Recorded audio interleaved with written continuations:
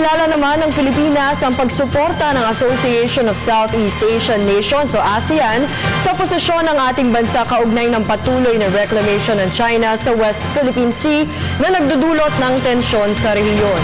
Narito ang aking report.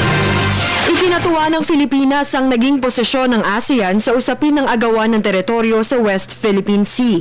Sa pahayag ni Malaysian Prime Minister Najib Razak, ang pinuno ng ASEAN Summit ngayong taon, kanyang sinuportahan ang pananaw ng Pilipinas na dapat sumunod partido sa DOC o Declaration on the Conduct of Parties in the South China Sea.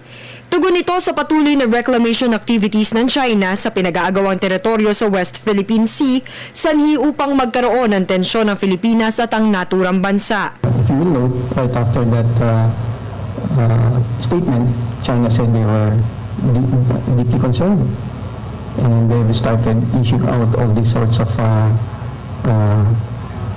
allegations in their effort to deflect international criticism of what they're doing, reclamation work that they're doing in the South China Sea. Samantala, walang nakikitang problema si Jose sa pagiging observer ng China sa nangyaring anti-piracy drill ng Japan at Philippine Coast Guard kamakailan sa Manila Bay. Paliwanag niya, isang transnational crime ang piracy na nangangailangan ng kooperasyon ng lahat ng mga bansa upang masugpo. Sinabi niya rin na nananatiling magkaibigan ang Pilipinas at China sa kabila ng issue sa West Philippine Sea. The South China Sea issue is not the sum total of our relationship with China.